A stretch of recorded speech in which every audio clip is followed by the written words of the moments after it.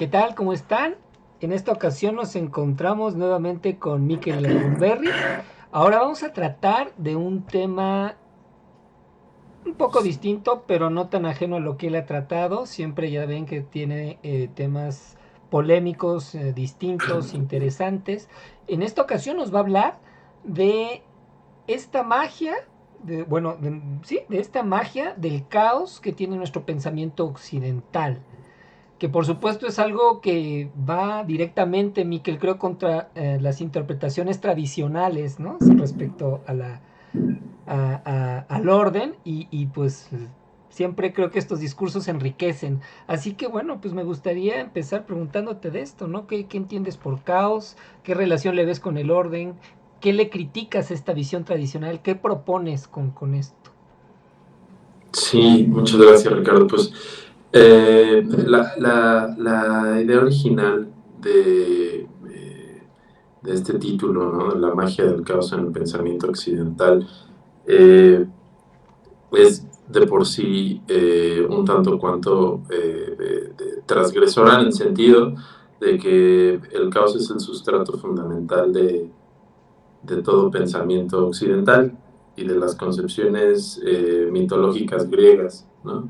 Es posible que exista una cosmología, en tanto existió el caos, ¿no? Que fue a lo que se le puso orden. Eh, Dentro de la propia magia del caos, o lo que conocemos como magia del caos, que te podría decir desde un punto de vista muy quizás técnico, eh, es, eh, es aquella práctica mágica que se da eh, derivada de una serie de concepciones de Peter Carroll a través de su Liber Null, ¿no? Donde él pues plasma una serie de preceptos, de directrices de lo que posteriormente sería considerada la magia del caos, que pues contiene una serie de elementos misterosóficos, pero además una serie de elementos incluso científicos, ¿no? Psicológicos, filosóficos, de los cuales se abreva de una manera entrópica, ¿no? Es decir, cada vez más caótica. Caos no es igual que desorden, ¿no? Sabemos que dentro del caos puede existir un orden o varios órdenes. Eh, eh, Me gustaría a mí más llamarlas como parcelas, ¿no? El caos tiene sus parcelas y tiene sus puntos de expansión y concreción. Pero creo que en lo que se radicaliza todo y en lo que todas las vertientes del caos o de lo que llamamos magia del caos abrevan es justamente de la renuncia al literalismo, ¿no? Eso lo dice Patrick Harpur en su libro La tradición oculta del alma, donde dice que para restituirse un alma tuvo que renunciar o se tiene que renunciar al literalismo. El literalismo es, dicho llanamente, el dogma fundamental de Occidente contemporáneo, ¿no? Eh, Nosotros que nos pensamos seres pensantes, pues no lo somos, ya lo había dicho yo en el libro del mito del hombre pensante, que el hombre no es un ser pensante, sino un ser replicante, ¿no? Un ser de repetición, como también lo dijera Deleuze, ¿no? Esta diferencia sin concepto. Eh, entonces, esta réplica es lo que sustituye a, a la creatividad, es lo que sustituye a la crítica y sustituye a una serie de herramientas que nosotros concebimos como propias de la razón, que no es tal, que simple y sencillamente es una literalización de las cosas que nosotros hemos aprendido a lo largo de la vida. Entonces nuestros campos semánticos y nuestras maneras y estructuras de pensamiento, nuestras parcelas, ¿no? de creatividad, están constreñidas por interpretaciones literales de ciertas identidades racionales o conceptuales o de ideas. Entonces nosotros no podemos concebir, por ejemplo, que Hegel tenga algún vínculo con Deleuze, ¿no? Justamente hablando de estos dos filósofos, o que Nietzsche pudiera tener algo que ver eh, con Pascal o con Kant, ¿sabes? Como hacer como estas transgresiones de, de pequeñas ideas que nosotros encuadramos, ¿no? En cajitas, y esas cajitas son la literalidad, ¿no? Y decimos, es imposible que en un mundo donde prima el mecanicismo, la materia, pueda haber cabida para el espíritu, y no el espíritu entendido como esta serie de espiritualismos casi burlescos, ¿no? Folclóricos o folclorizados por el pensamiento blanco occidental, sino una espiritualidad profunda que proviene de la interiorización de los aspectos más telúrgicos del alma humana. El caota, ¿no? Como se podría llamar al mago del caos, justamente lo que busca es estremecer esas estructuras literales, ¿no? Sacudirles los conceptos, sacudirles la paja identitaria, ¿no? La paja discursiva de la sucursal a la que corresponden, ¿no? Porque sí, efectivamente existen sucursales filosóficas y sucursales poéticas y sucursales científicas que se adhieren a una cierta teoría y se abrazan a ella como si fuera un dogma, ¿no? Pero pues en realidad es una literalización del pensamiento, y entonces se convierten en replicantes, ¿no? Y en repetidores de cosas, en merolicos. Entonces tenemos que no hay ya una gran diferencia entre lo que un sacerdote dice en su homilía y lo que muchos de los grandes catedráticos de Harvard dicen en sus grandes clases o cátedras de ciencias, ¿no? ¿Por qué? Pues porque están repitiendo lo que un determinado libro o concepto o persona o ídolo sagrado está repitiendo, y vemos que el crepúsculo de los ídolos no ha llegado, ¿no? O sea, los ídolos, en vez de estar en su etapa crepuscular, están en su nuevo amanecer. Y otra vez esta idea que yo he venido repitiendo en los videos de François Chatelet, este historiador de la filosofía, que Dios no ha muerto. Muy por el contrario, se ha visto vigorizado, se ha descentralizado, ¿no? Se ha feudalizado, y esos distintos feudos pues los podemos encontrar en la ciencia, los podemos encontrar en la religión, los podemos encontrar en la espiritualidad, los podemos encontrar en la propia magia, y los podemos encontrar en la literatura, el arte y una serie de expresiones del pensamiento, de lo que nosotros creemos que es pensamiento o damos por sentado que es pensamiento, pero que en realidad es una manifestación viral y repetitiva de estructuras, de parcelas, ¿no? Hay por mencionar quizás algunos de los autores que han abrazado el caos, me gustaría citar a Hakim Bey, ¿no? Que él se autodenomina como un poeta terrorista, y él dice que hay que usar la poesía como un acto terrorista, como si colocaras una bomba, colocar un poema que se aleje, digamos, de la...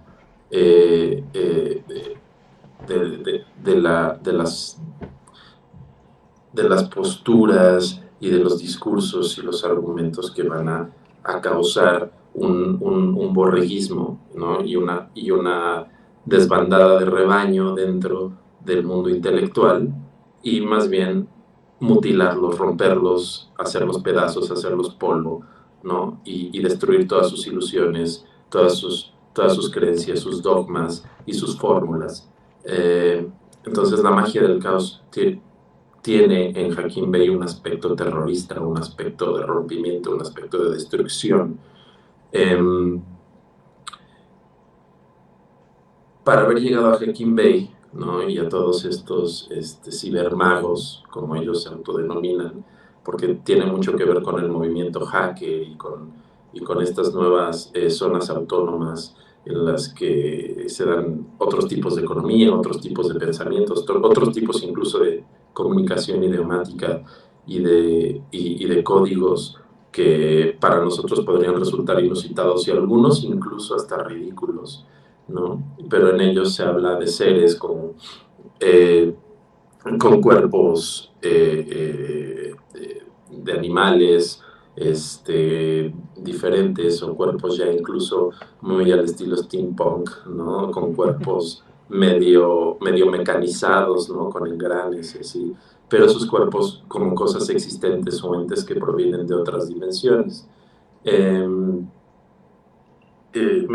me parece curioso, ¿no? Por ejemplo, que autores que en su momento, hace no mucho, quizás unos 30 años, eran ridiculizados por la academia, ¿no? Ahora estén siendo usados por la misma para ratificar ciertas cosas que están ya siendo del conocimiento público, del dominio público, y estoy hablando, por ejemplo, fenómenos de conciencia creadora, de realidades, ¿no? Estoy hablando, por ejemplo, de Jacobo Grinberg, donde pues ahora todo el mundo lo trae y lo lleva, ¿no?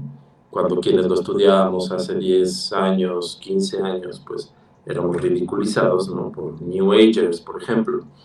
Eh, por otro lado, pues siempre este concepto del conspiranoico en el que la academia da cabida a una serie de libre pensadores que hablaban hace muchos años ya de un nuevo orden, ¿no?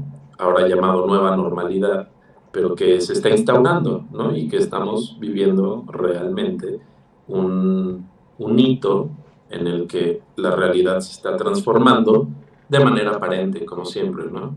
Porque si hablamos de un mundo de lo literal, no podemos hablar de transformaciones profundas. Ni habrá transformaciones profundas, solo hay transformaciones aparentes, accidentales, ¿no? Por ser más filosófico.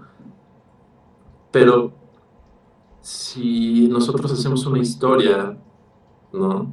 En oposición a una epistemología, ¿no? de la, de la filosofía o del pensamiento occidental, nos vamos a dar cuenta que todos los grandes exponentes, ¿no? Los grandes caciques de esas parcelas, los grandes terratenientes,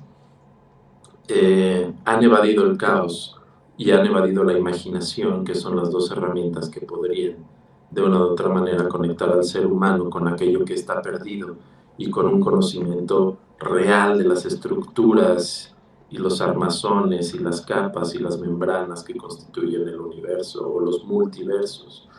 ¿Y por qué se alejan? Bueno, porque es más fácil y es más cómodo y hay una serie de razones que todos conocemos, que podrían ser desde económicas hasta de prestigio, por las cuales pues Schopenhauer, por más que estaba en contra de Hegel, pues acabó siendo un parcelario, ¿no? Y un sucursalero igual que Hegel, nada más que de una vertiente distinta, ¿no?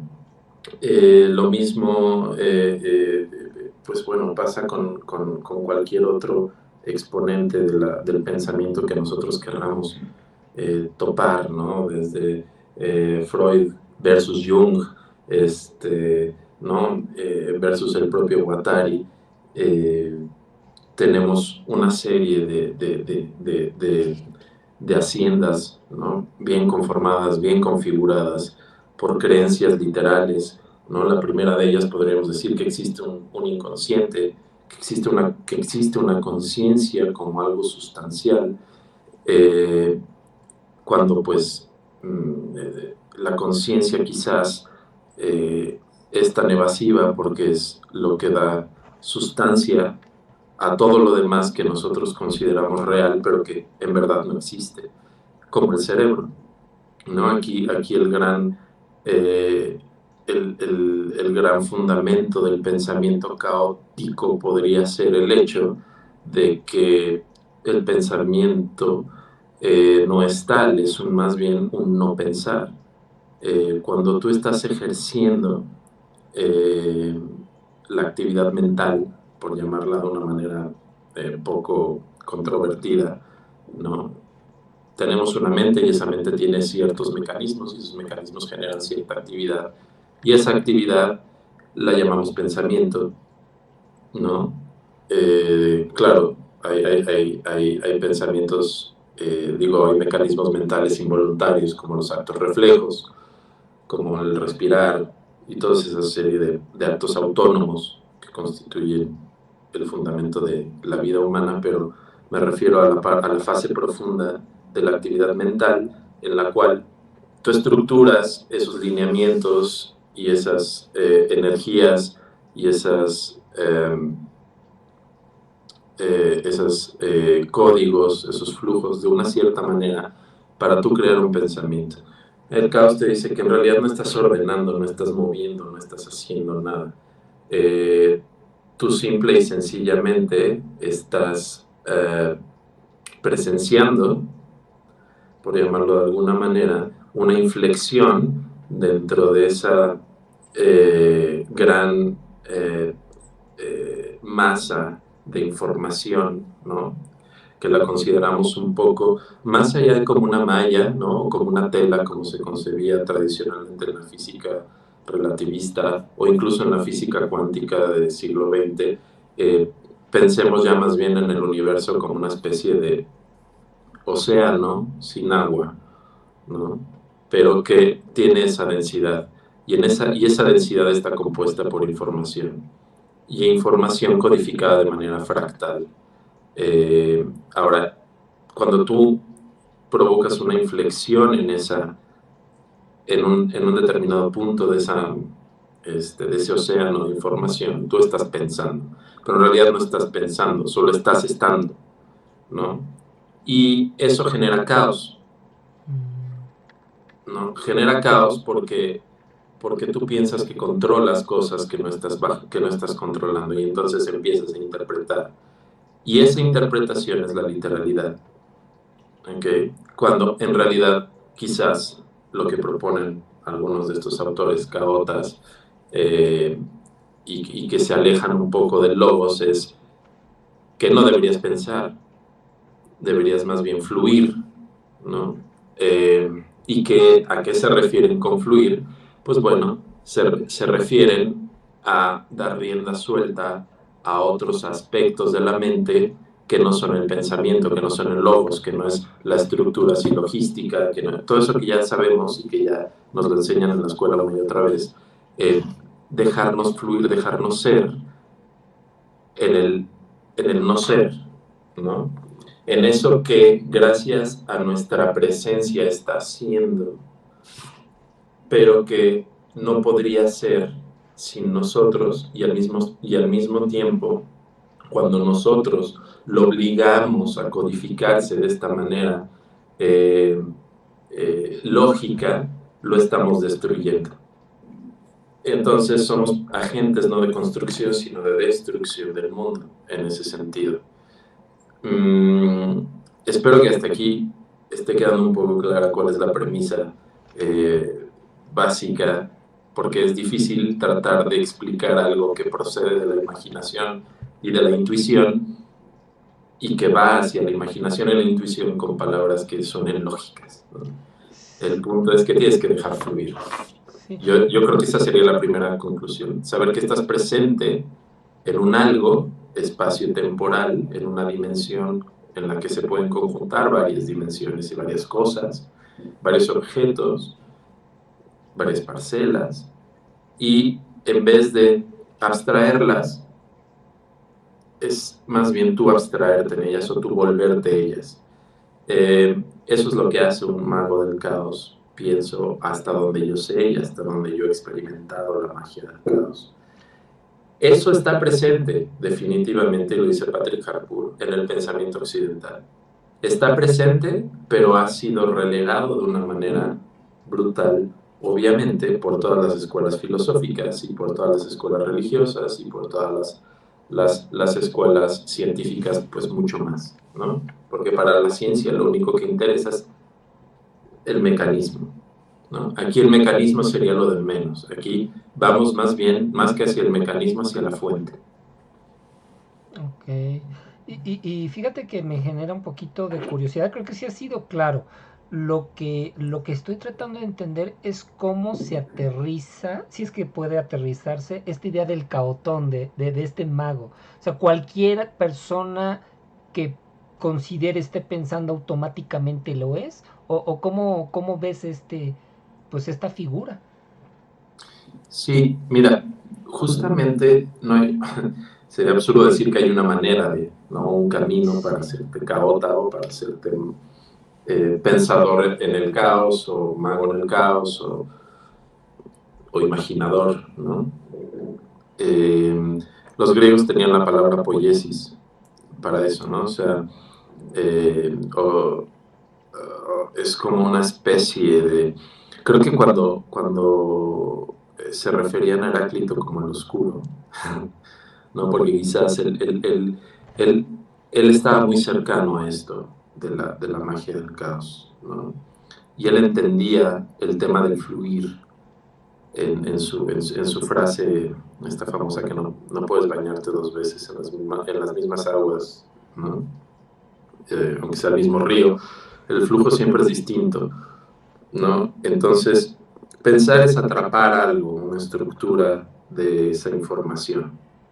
¿Para qué nos sirve atraparla? Bueno, porque el hombre como buen replicante, repetidor, ¿no? Piensa que al repetir las cosas las aprende, pero no las aprende, las desaprende. Puedes hacer un experimento y puedes empezar a escribir una palabra, la que tú quieras, ¿no? Puede ser color amarillo, la palabra muerte, la palabra sol, la palabra libro, la palabra marco, y entonces proponerte cada día escribir esa misma palabra y pensar en el marco, pensar en el sol, en el amarillo, en la muerte y en esos conceptos. Y vas a ver cómo cada vez al repetirlos los vas a ir transformando y los vas a ir desaprendiendo, ¿no? Esa es una manera de ritualizar el caos. Eh, Respondiendo un poco a tu pregunta, es una manera de ejercitar el caos, de darte cuenta que las cosas no son tan asequibles ni tan asibles como pensamos, que muy por el contrario las cosas son evanescentes eh, y son impermanentes. Y lo mismo pasa con todo. Nuestro concepto de salud no es el mismo concepto de salud, obviamente, que tenían los mexicas, ¿no? En el siglo XIV, quizás, o en el siglo XV. No es el mismo concepto que tenían los chinos, o los japoneses, o los hindús, o los antiguos persas, los magus originales, ¿no? Porque la palabra magus, que procede de Persia y que se relaciona con la ilusión, con el maya, justamente nos puede dar a luz el hecho de que el sustento fundamental de la realidad es la ilusión, no la realidad no es realidad sin ilusión. Y este velo, ¿no? Es en realidad este océano del que yo te hablaba, ¿no? El velo de Mayas, quizás este océano del que yo te hablaba, que es incognoscible, inasible, pero cuyos elementos nosotros podemos ir mutilando, ir obteniendo, ¿no? E ir configurando para crear una realidad que es esta. Ahora, si la realidad es configurable, es codificable, pues es manipulable. ¿Y quiénes manipulan esa realidad? Pues bueno, estos agentes, ¿no? Estos reptilianos, estas cosas, llámale como quieras, ¿no? O sea, da igual, es lo mismo, ¿no? Los Dupont, los Rothschild, todo el mundo, menos nosotros mismos, ¿no? ¿Cómo te haces cargo tú de tu propia realidad y cómo tú mismo construyes o empiezas a tomar esos elementos y crear tu propia realidad? Ahora, hay muchas religiones que tienen respuestas a eso, y muchos ritos, y hasta New Age tiene una respuesta a eso, ¿no? El amor y la luz y meditar, ¿no? Meditar es ahora algo que se ha puesto tan de moda justamente por eso, ¿no? Porque quien medita o medita más o menos bien está practicando la muerte, ¿no? La meditación es la práctica de la muerte. ¿Y qué es practicar la muerte? Obviamente es metáfora, ¿no? Porque toda aproximación literal entonces se convierte en que caes en el juego de la Matrix, ¿no? De esa Matrix, de la que incluso el propio Chiche hace burla en un libro. Y digo incluso porque este tipo es casi un retrasado de la pituitaria. Y sí, lo digo en el sentido de que ha convertido a la filosofía justamente en lo que la filosofía más podría aborrecer, ¿no? En esta mercancía. Pero bueno, ahora eso sí ya es desviarme del tema, eso sí ya es entropizar y entropezar. Pero o sea, no hay una receta, pero para poder asirte de elementos de realidad, muchos han optado por la meditación. La meditación puede ser bien hecha o mal hecha, como muchas cosas. Y bien hecha puede ser mal hecha, y mal hecha puede ser bien hecha, ¿no? Es decir, que no hay recetas para meditar. Y eso para los humanos es muy difícil, cuando no hay un procedimiento para hacer algo, y tú no eres un ser pensante o no eres un ser libre, imaginativo, intuitivo, sino un ser replicante, ¿no? ¿Qué más muestra de que el hombre es un replicante y no un pensante? Pues entonces tienes problemas, ¿no? Pero ¿cómo? Necesito un instructivo para meditar, y entonces surgen todas estas escuelas de meditación, niucheras, que tratan de darte a ti, hombre occidental, una herramienta que ha existido desde la edad de piedra, ¿no? Y que en realidad meditaba hasta el cavernícola, sobre todo cuando no tenía nada que hacer. Meditar es no tener nada que hacer y toparte con esa realidad de súbito. Porque cuando tú ya buscas meditar, ya estás empezando mal. Cuando dices, voy a meditar, y te compras tu cojín, tu lucecita y tu Buda, y entonces todo eso, y empiezas a hacer toda la parafernalia. La parafernalia significa algo, y el mago del caos lo sabe. Significan pequeñas barrotes o llaves o cerrojos que le estás poniendo a tu prisión mental. Entonces, por eso la magia del caos igual puede usar un Buda, que un Cristo, que un Changó, que un... ¿Por qué? Porque está, al mismo tiempo de que está haciendo una parodia del ritualismo, está haciendo una transgresión directa, ¿no? Es un puñetazo directo hacia las estructuras establecidas. ¿Por qué? Porque lo que quiere justamente es encontrar la fuente del caos, encontrar la fuente de la información, ¿no? La información no está ordenada, la información en realidad es esencialmente caos. Y entonces yo quisiera ver que a cualquiera de estos maestros iluminados empezaran justamente a deconstruir sus ídolos y a decirse a sí mismo, soy un charlatán porque le estoy vendiendo a la gente espejitos, ¿no? Y de repente yo me he encontrado cursos para leer La bola de cristal a 80 euros, 10 sesiones. Dices, Dios mío, hay gente que paga esto, hay gente que cae en estas trampas. Sí, sí la hay, ¿no? Y a veces te ves tentado en decir, ok, voy a hacer un curso para leer el fondo de la taza de café, y voy a cobrar 100 euros, ¿no? Y seguramente habrá algún ingenuo que caiga, porque la gente está desesperada de conocimientos, porque el conocimiento que existe, el conocimiento disponible, pues ya no es suficiente. El verdadero nihilismo se da justamente en el seno de la esperanza, ¿no? Cioran decía que la esperanza es una virtud de esclavos. Entonces, lo primero que tienes que dejar de ser es un esclavo. Y de lo primero que eres esclavo es de ti mismo y de tu propia mente. ¿Cómo haces eso? Pues rompiendo contigo mismo, ¿no? La película de Fight Club, pese a estar controlada por muchas cosas y muchos intereses industriales y oscuros, sí te da un atisbo de esa realidad de la autodestrucción, que es constructiva, ¿no? Que el cuate que ha sido castrado por la sociedad puede realmente, a través de destruirse a sí mismo, construir un algo significativo, ¿no? Aunque sea un pequeño grupo terrorista. Pero bueno, y una psicosis bárbara. Pero bueno, y entramos ahí a otros temas, ¿no? El tema de la jaula psiquiátrica de la que habla Thomas Szasz, ¿no? Que pues, obviamente la psiquiatría es realmente, el psiquiatra es el verdadero policía, ¿no? El que te mantiene dentro de la jaula mental. Pero bueno, pues no sé si respondí a tu pregunta o solo divagué en torno a ella. Ojalá haya sido lo segundo, porque pues darte una respuesta hubiera sido absurdo, eh, de acuerdo a lo que te estoy diciendo. Entonces sí, pues nada más es librarse de la literalidad. Eh,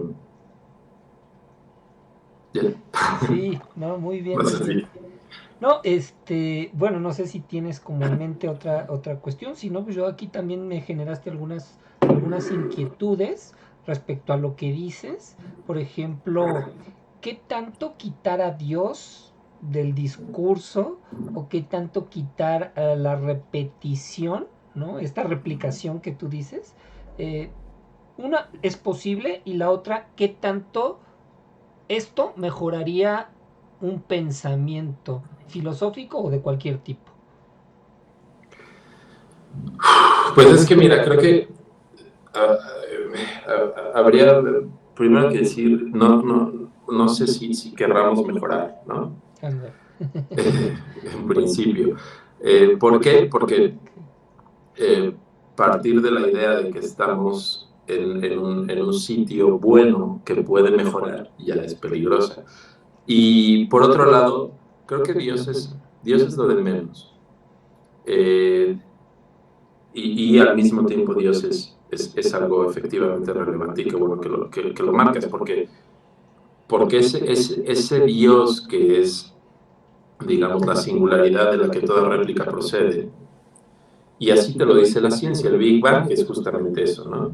El Big Bang, esa singularidad que es Dios, es origen de toda réplica. El universo no es más que una réplica, galaxias, estrellas, cuasares, agujeros negros, agujeros de gusano, estructuras, ¿no? Radiación de fondo de microondas, todo es lo mismo, ¿no? Es una repetición de lo mismo, no hay nada, no hay algo que de repente digas en el universo, ok, esta estructura es nueva, no la conocíamos, porque no puede haberlo, porque se dio de una singularidad que tenía ciertos elementos, y esos elementos van a permanecer hasta el final y se van a colapsar. Entonces ahí ya el statu quo te está dando un dictado de delimitación de la información a la cual tú puedes tener acceso. Si tú crees que el Big Bang es la manera en la cual se originó el universo, pues creo que esa sería una de las primeras paradigmas, una de las primeras cosas que tienes que destruir. Si te preocupa eso, ¿no? Porque son tantas las cosas que hay que destruir y que hay que reconstruir y que hay que explorar, ¿no? Porque a mí me gustaría verlo en términos más bien de que el hombre es un explorador de la información que hay ahí, que no le podemos llamar universo porque al llamarlo universo la castramos, ¿no? Y no la podemos llamar Dios porque al llamarla Dios la limitamos a una serie de elementos, ¿no? Este, mm, o sea, pues sí, definitivamente tienes que deshacerte de eso, tienes que desaparecerlo. Ahora, puedes desaparecerlo de muchas maneras, ¿no? Puedes desaparecerlo desde un punto de vista ritualístico, meramente como un mago. Puedes hacer un ritual para desaparecer a Dios, ¿no? Como el ilusionista de aquellos güeyes que desaparecían a la Torre Eiffel, ¿no? ¿Te acuerdas en los programas de los años 90 de David Copperfield y ellos que con espejos desaparecían todo? Pues creo que no es muy distinto a eso. No, o sea, creo que esa falsa magia en realidad tenía su cuota de verdad y era bien interesante el decir, claro, con ciertos elementos tan sencillos como un espejo puedo desaparecer algo como la Torre Eiffel. Lo mismo podría pasar con Dios y con las cosas que tengo a la mano. Eh, pero bueno, sí, definitivamente se trata de hacer esa ilusión y ese trabajo con todo, con Dios, con Nietzsche, con Cioran, con todo, ¿no? Con Egipto, con Sumeria, con los reptilianos, no sé, o sea, perdón, hacer esto tajantemente, ¿no? el New Age, por ejemplo, tiene esta preocupación misma que tú me dices, pero con el ego, ¿no? O sea, ellos abiertamente te dicen, tienes que destruir al ego, pero ¿por qué destruir al ego, no? O sea, eh, ¿por qué va contra el ego la batalla en el caso del New Age, ¿no? Y, o sea, lo único que hicieron fue sustituir a Satán, ¿no? Al opositor por el ego. Y si el ego es Satán, pues para los New Ageros la conciencia es Dios. ¿Y qué diferencia entre la conciencia y el ego? En realidad ninguna. Son lo mismo, como Dios y Satanás son exactamente lo mismo. Pero estamos entonces otra vez cayendo en el mundo de los conceptos, ¿no? Esta parte es algo que yo le critico mucho a Deleuze, el que limita al filósofo como un creador de conceptos, ¿no? O sea, el filósofo no es un creador de conceptos, el filósofo en realidad es una especie de destripador y de desmembrador, ¿no? El filósofo es el criminal, como diría Klosowski, ¿no? El criminal ejemplar. ¿Y cuál es el primer crimen del filósofo? El no comprarse la realidad, el no comprarse este mundo, el ser más como Diógenes acusaba a los filósofos institucionales o académicos de la época, ¿no? Es decir, la vida es vivir y el pensamiento es todo pensar, pero el pensar no es algo que esté ya dado a nosotros. Hemos pensado, se nos ha hecho pensar que pensar es repensar lo que otros pensaron antes que nosotros. Y entonces estamos nosotros siendo. Entonces, si tú te fijas en todos los comentarios negativos a tus videos, o a los videos de tu canal, ¿no? Tienen que ver, a mí me parecen bien interesantes, porque tienen que ver con eso, tienen que ver con personas que piensan más que tú, porque han leído más que tú, o porque tienen un mejor entendimiento de lo que han leído, ¿no? Y ese entendimiento a qué se refiere, ¿no? Pues ese entendimiento es algo también muy subjetivo. Pero en vez de tratar de entender al otro, tratar de entenderse a uno, sería quizás el principio básico de esa caosofía, ¿no? No elimines al ego, adéntrate en él, date, ¿no? Date grasa ahí en tu ego y conviértete en eso que eres, ya que estés en ese huevo, el porvenir está en los huevos, ¿no? Si el teatro del absurdo. Pues sí, quizás si todos nos ahuevamos, ¿no? Y de pronto dejamos de darle tanta importancia al consumo y a la producción, pues podríamos entonces crear un mundo mucho más interesante. Yo no diría bueno, mejor o peor, sino más interesante. Más interesante sería el que todos tuviéramos esta capacidad, ¿no? de conectarnos sin necesidad de estos aparatejos y saber que podemos vernos a las caras y tocarnos y estar presentes en lo que llaman un viaje astral o algo así. Creo que es posible y creo que está ahí, ¿no? Está ahí. David Lynch también hace esa comparación, dice que cuando medita le entra un océano de pura conciencia. Pues sí, conciencia, información, es ese océano que hay que entrar. Todo lo demás, Dios, los libros, todo eso está bien, pero que sean solo herramientas para su propia destrucción y que te construyan a ti, ¿no? Destruir al otro siempre es una manera de evadirte a ti mismo. Muy interesante. Y fíjate que también me surge esto, tratándolo de entender, porque es abrumador, digamos, esta reflexión, en el sentido de que son como que me ofrece cosas novedosas, y me pone a pensar, ¿esta relación entre orden y caos es inevitable? Es decir, siempre que pienso desde el caos me lleva a una especie de orden que dialécticamente se va a convertir en caos, orden, caos, o ¿cómo ves esta relación? Sí, qué buena pregunta es eso, porque justamente no es una dialéctica de lo positivo y negativo, no es para nada hegeliano. Lo que estoy diciendo es más bien todo lo contrario. O sea, el caos no es equivalente al desorden y no es el opuesto al desorden. Dentro del caos hay orden, dentro del orden hay caos, ¿no?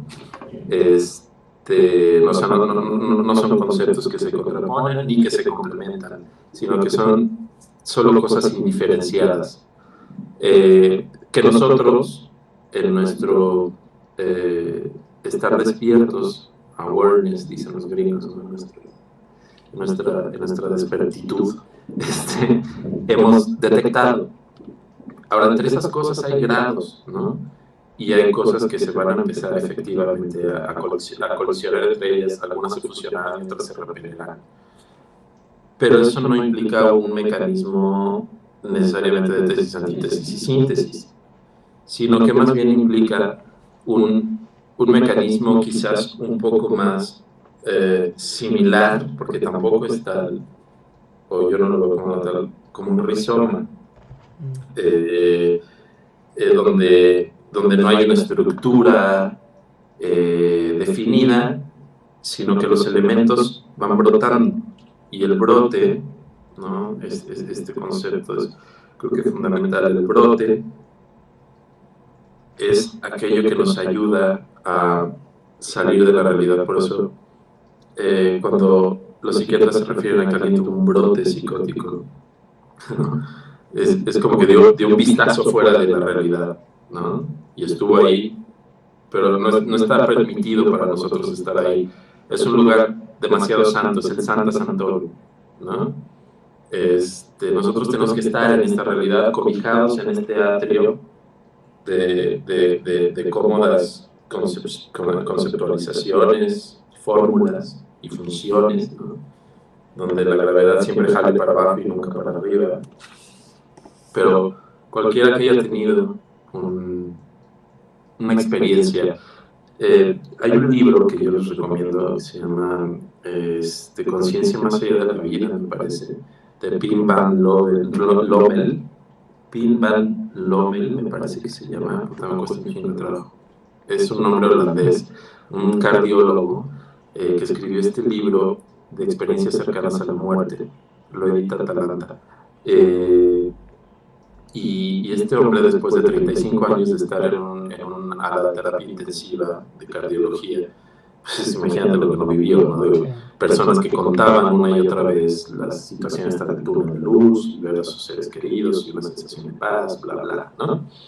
Creo que aquí lo importante es que tengamos ese atisbo, ¿no? Ese momento, esa chispa de cruce, de decir, ok, ya no estoy en la realidad, soy consciente de que ya no estoy donde estoy, sino en ese lugar donde se supone que yo estaría si no tuviera todos estos códigos cargando, ¿no? Como un fardo. Y los códigos son la cultura, ¿no? El mal de la cultura. El malestar en la cultura es, o sea, sin querer, este cabrón dijo algo muy interesante, ¿sí? La cultura es un dolor de huevos porque te va a prohibir estar cómodamente en ese otro espacio, ¿no? Que no necesitas estar muerto para estar, ¿no? O sea, no es lo que estoy diciendo. Lo que estoy diciendo es que todos podemos tener estas experiencias y hay gente que las ha logrado tener a través del LSD, de los niños santos, hay gente que las tiene a través de la meditación, hay gente que las tiene a través de rituales mágicos, hay gente que las tiene de muchas maneras en el sexo, en fin, practicando muchas cosas o dejando de practicar muchas cosas. Simple y sencillamente la contemplación del techo se puede convertir en algo muy interesante. Pero sí, o sea, no tiene que haber una contraposición en las cosas, no tiene por qué. O sea, el hecho de que yo esté bien no quiere decir que tú estés mal, ¿no? Y eso creo que es algo que ya tenemos muy dado, pero que a veces se nos olvida en niveles sociales, ¿no? O sea, yo pienso que el COVID existe y no existe, ¿no? Es una fantasía paranoica y al mismo tiempo es una realidad, es opresora, ¿no? Es las dos cosas al mismo tiempo, es un virus y no lo es. Y justamente estos tiempos deberían de servirnos para participar de esa idea de que la realidad es más artificial que cualquier cosa que nosotros llamemos artificial, o sea, más artificial que el culé, porque nosotros podríamos pensar que estamos flotando en el espacio y que somos una tierra redonda, y a lo mejor decir, bueno, que estos terraplanistas son unos imbéciles, pero a mí lo que me llama la atención de ellos es que se atreven a decir algo tan sin sentido como que la Tierra es plana, cuando todo el mundo da por sentado que la Tierra es redonda, cuando nadie de los que yo conozco al menos, no sé si tú conozcas a alguien, ya vio la Tierra completa, redonda, desde fuera, o plana, ¿no? O con forma de yunque, o con la forma que sea, ¿no? La verdad es que nadie la hemos visto. Ninguno de nosotros ha visto una sola vez en su vida, quizás, el virus del SIDA, el VIH o el propio SARS, ¿no? COVID. O sea, no lo hemos visto. Te presentan fotos donde ves unas bolitas, te dicen, bueno, este es el COVID, y tú lo crees, ¿no?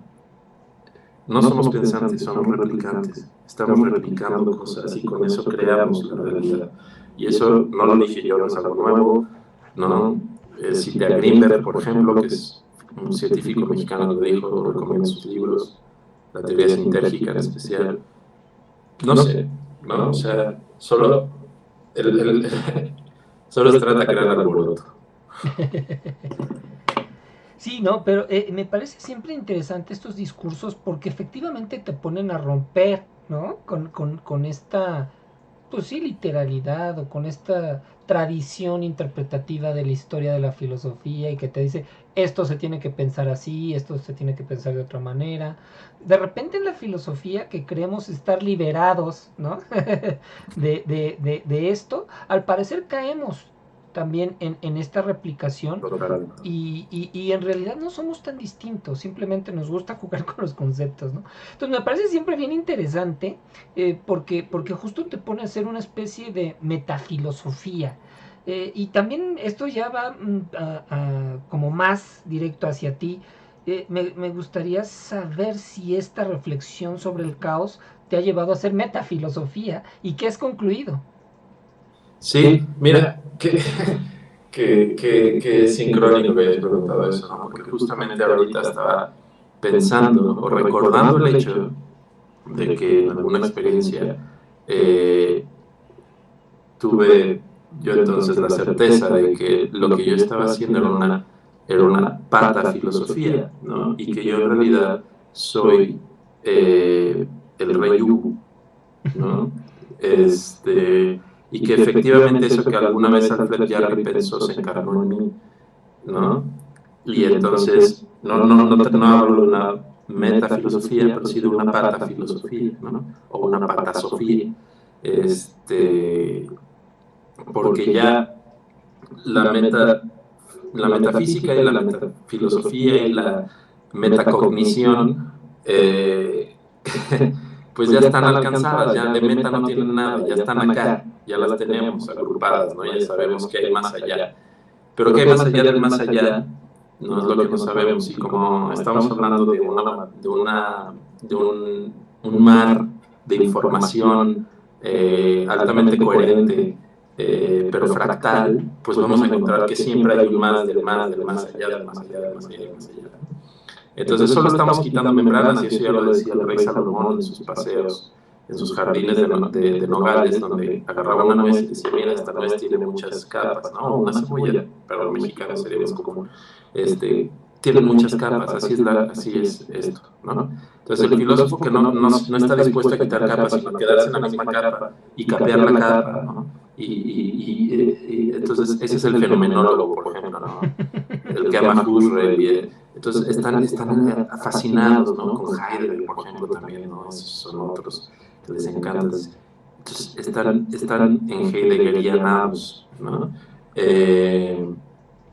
Y en esa enajenación muere la filosofía, tienes toda la razón. O sea, toda actividad filosófica se muere en eso, ¿no? Y está pasando con los nuevos filósofos o la filosofía subsiguiente, ¿no? Ahora tú escuchas a un deleuziano y pues, va a estar en las mismas, ¿no? Escuchas a un lacaniano y dices, bueno, este no tiene salvación alguna, ¿no? O sea, ya, ellos sí son fanáticos, en su mayoría, ¿no? Pero sí, o sea, yo creo que se trata de siempre pensar que lo que estás pensando está mal.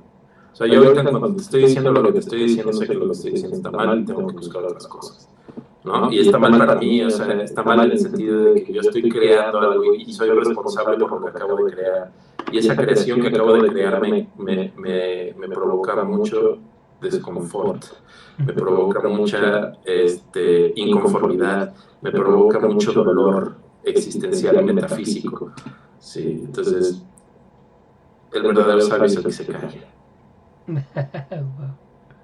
Claro, claro. Sí, sí, fíjate que además, cierto, digo, no es que el tema no es Wittgenstein, pero me recordaste a Wittgenstein por esto y por esta otra parte que él decía, yo produzco mi propio oxígeno, ¿no? Porque le chocaba esta filosofía tan de la letra, ¿no? Apegada a la tradición y él viniendo de otro lado, pues empezó a hacer filosofía, ¿no? Y así me suena un poquito también esto. Vaya, pues sí, ¿qué le Sí, puedo decir? No sé, quizás está bien. sí, sí, sí. Eh, pero bueno, también uno es aficionado a su autodestrucción. Cuando Artaud, cuando Artaud decía me autodestruyo para saber que no soy los otros, creo que se refería a esto. No creo que se refería al hecho de que, y los mexicas lo sabían, ¿no? O sea, la palabra crea mundos. Entonces, ahorita que estamos hablando, estamos creando mundos, y esos mundos, pues van a tener que lidiar consigo mismos por nuestra culpa, porque nosotros los creamos, ¿vale? Y, y quizás esa es la bendición que algunos de los grandes filósofos encuentran en el anonimato y en el olvido, como Marco Aurelio, ¿no? O sea, Marco Aurelio creía que el olvido era la mayor bendición, y no está equivocado. Ser olvidado es lo mejor que te puede pasar, porque, porque entonces tú te quedas en tu mundo y quién sabe qué pase, ¿no? Pero algo pasa, te vuelves parte de esa información, te reconstituyes y te reasimilas a las cosas. Pero esta diferenciación que tenemos que vivir en este infierno que llamamos existencia es justamente eso, o sea, es decir, tengo que diferenciar todo, tengo que diferenciarme, ¿no? Entonces, eh, reintegrarte al caos. Wow, claro, claro. Vamos mira, una última pregunta de esto, a ver a qué nos lleva. Eh, Justo en este, Por digamos... cierto, yo hago café y ya dejé de ser alcohólico. Para los que en mi primer video me pusieron que era alcohólico. Ahora serás cafeinómano. Cafeinómano voy a hacer en estos comentarios. Sí, no, no, y así nada más les digo, aquel que piense que este maldito realmente es una persona muy maldita, digamos sí y no. Lo voy a dejar en esto, realmente hay que conocer a Mikel mejor, es muy fácil juzgar. ¿O no? O no, exacto. Pero Sí. sí, ay, ya se me anda yendo. Sí, Miquel, quería un tanto preguntarte, de este verdadero sabio que es el que calla, de esta sabiduría, digamos, silenciosa, ¿cómo poder acceder a ella si, digamos, de antemano calla, ¿no? Sí, es que creo que no es acceder a ella nuevamente, es dejarte absorber por ella. Okay. Mm, el ejercicio más común que podría ser un caota quizás sería, sería este. Ok. Sí, sí. Sí, sí, sí. Wow, es que fíjate, igual me pone a pensar en que nuestra tradición, o sea, también aquí hay elementos como interesantes porque si nuestra tradición está construida en el diálogo, en la interpretación, en la historia, parece ser que lo que está señalando es que la fuente de este pensar en realidad está en una especie de constructo muy individual, muy personal, muy ensimismado, ¿no? No, no esto otro. ¿Estarías de acuerdo? Ya me estás metiendo al caos.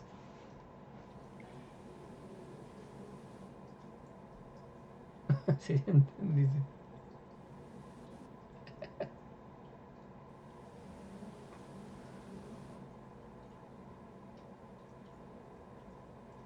Pues ya me contestaste. Ven. Entonces, sí, es una propuesta muy interesante. Finalmente, quisiera preguntarte, Miquel, esto a ti, en relación con otros temas que has tratado, ¿cómo lo vinculas?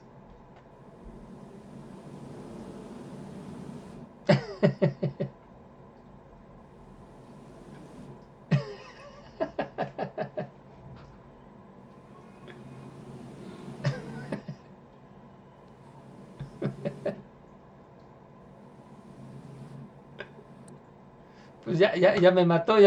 Nos quedamos en el punto 7 del Tractatus. Pues muchas gracias.